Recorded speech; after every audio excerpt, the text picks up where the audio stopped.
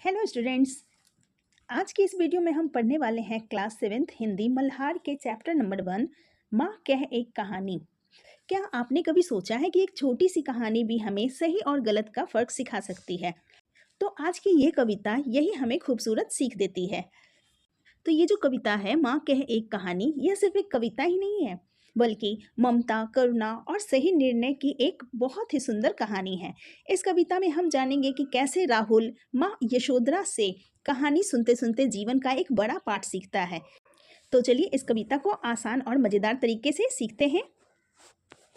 तो पहली पंक्ति है, माँ कह एक कहानी, बेटा समझ लिया क्या तूने मुझको अपनी नानी। कहती है मुझसे ये चीटी, तू मेरी नानी की बेटी।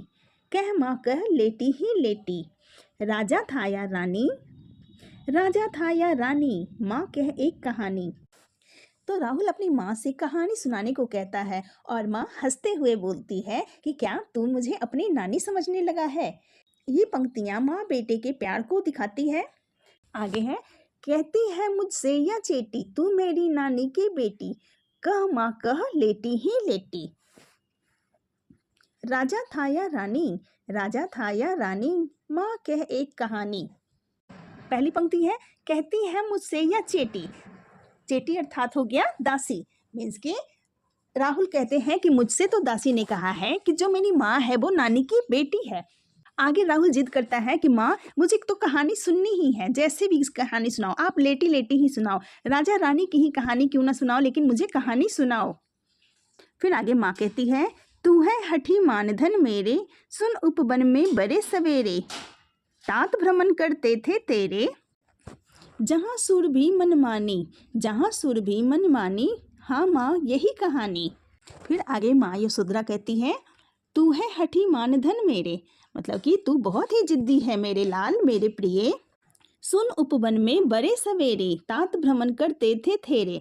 फिर वह बगीचे का वर्णन करती है। उपवन में बगीचा, जहाँ उसके तात अर्थात कि पिता सुबह सैर किया करते थे।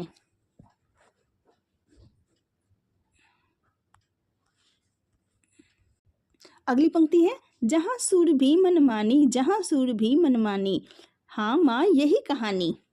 सुरभि मीन्स खुशबू, ठीक है, जहाँ चारों ओर खुशबू फैली रहती थी। तो सिद्धार्थ बोलता है कि हाँ माँ यही कहानी सुनाओ। वर्ण वर्ण के फूल खिले थे, झलमल कर हम बिंदु झिले थे, हल्के झोंके हिले मिले थे, लहराता था पानी, लहराता था पानी, हाँ हाँ यही कहानी। माँ बताती है कि बगीचे में रंग बिरंगे फूल खिले हुए थे। वर्ण वर्ण के फूल खिले थे मीन्स के रंग बिरंगे फूल खिले थे, और ओस की बूंदें चमक रही थी और हल्की हवा भी बह रही थी। पास में पानी की लहरें भी थी। यह बगीचे की सुंदरता को दिखाता है कि बगीचा कैसा है। उसमें तरह तरह के फूल खिले हुए हैं, बहुत सारी वहाँ खुशबू बिखरे पड़े हैं, और वहाँ पे ओस की बूंदें चमक रही है, हल्की हवा बह रही है, और पास में पानी की लहरें भी थी। फिर राहुल खुश होकर कहता है कि हाँ माँ यही कहानी सुनाते रहो जिसमें पानी लहरा रहा है। अगली पंक्ति है, गाते थे खल कल कल स्वर से, सरसा एक हंस ऊपर से, गिरा बिद होकर खड़सर से, हुई पक्ष की हानि, हुई पक्ष की हानि, करुणा भरी कहानी। आगे माँ बताती है, वहाँ पक्षी मीठे स्वर में गा रहे थे, तभी अचानक एक ऊपर से हंस घायल होकर नीचे गिर पड़ा। उसे तीर से चोट लगी थी। अब राहुल दुखी होकर कहता है कि हंस को चोट लग गई थी, यह तो बड़ी करुणा भरी कहानी है।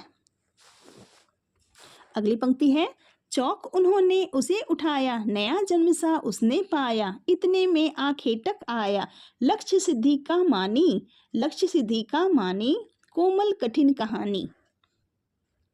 अर्थात माँ बताती है कि उसके पिता ने तुरंत उस घायल हंस को उठा लिया और उसकी जान बचा ली। और तभी वहाँ पे एक आखेटक आया। आखेटक मीन्स शिकारी आया, और उसने कहा कि लक्ष्य सिद्धि का मानी, मीन्स कि उसने दावा किया कि ये हंस मेरा है, मैंने उसे मारा है। अब राहुल कहता है कि कहानी तो कोमल भावनाओं और कठोर वास्तविकता का मेल है। अगली पंक्ति है, मांगा उसने आहत पक्षी, तेरे तात किंतु थे रच्छी। तब उसने जो था खग बच्ची, हट करने की ठानी, हट करने की ठानी, अब बढ़ चली कहानी। जो आखेटक था उसने अपने शिकार को मांगना शुरू कर दिया, लेकिन राहुल के पिता उसकी रक्षा करने को तैयार रहते हैं और शिकारी भी अपनी जिद पर खड़ा रहता है।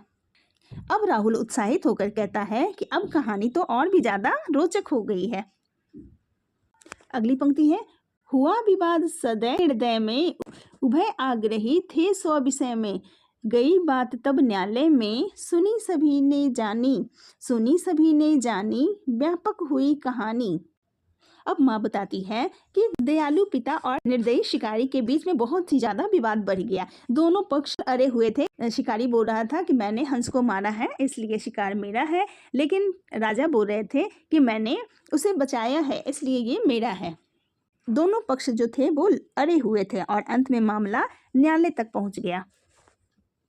फिर राहुल कहता है कि अब तो पूरी सभा ने इस विवाद को जान लिया है, कहानी अब बड़ी हो गई है। आगे यशोधरा कहती है, राहुल तू निर्णय कर इसका, न्याय पक्ष लेता है किसका, कह दे निर्भय जय हो जिसका, सुन लूं तेरी वाणी, माँ मेरी क्या वाणी, मैं सुन रहा कहानी। तो माँ कहती है कि बिना डरे फैसला करो कि सही कौन है, हंस को मारने वाला शिकारी या उसे बचाने वाला। माँ यशोधरा उसका जवाब सुनना चाहती थी। तो राहुल कहता है कि वह अभी कहानी सुन रहा है, उसे निर्णय करना कठिन लग रहा है।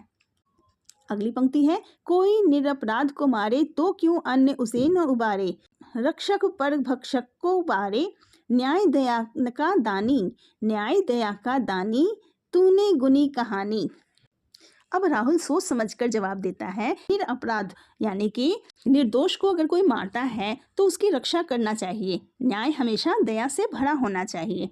तो माँ खुश होकर कहती है कि राहुल ने सही समझा और इस करुणामयी कहानी का गूढ़ अर्थ जान लिया।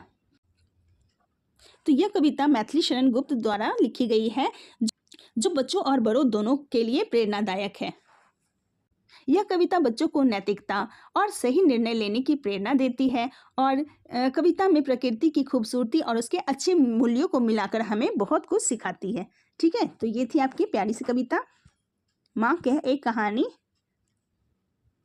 अगले वीडियो में हम इसके प्रश्नोत्तर को सॉल्व करेंगे। मिलते हैं फिर नेक्स्ट वीडियो में। Thanks for watching.